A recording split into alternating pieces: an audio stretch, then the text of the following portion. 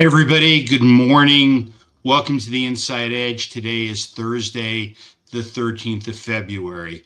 And one of the most enjoyable parts of participating in this month's Democratic and Republican gubernatorial debates was the opportunity to work with some truly remarkable students at Rider University.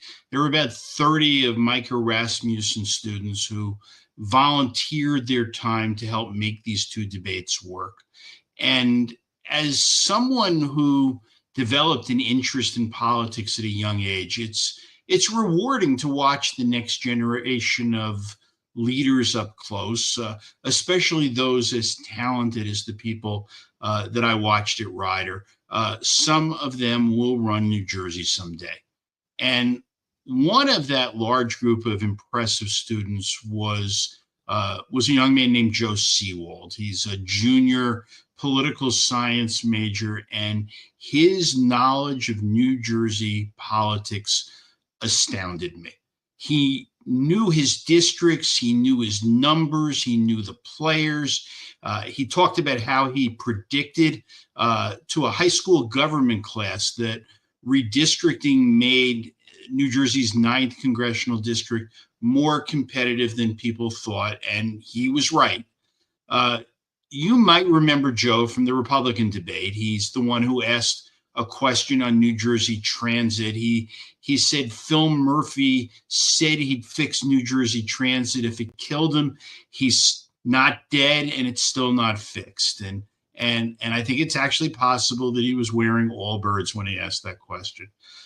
On the Saturday morning, the day before the Democratic debate, Micah Rasmussen, Zach Blackburn, and I were on the stage at the podiums, and we were sort of engaging in a mock debate to get some members of the crew ready for the explosions that we thought it might happen at the Democratic debate. It absolutely happened a couple of days later at the Republican debate. And Joe Seawald asked to play Steve Fulop, and there he was, age 20, not old enough to buy a bottle of John Bramnick's funny vodka, but he was holding his own, and he was sort of mastering Fulop.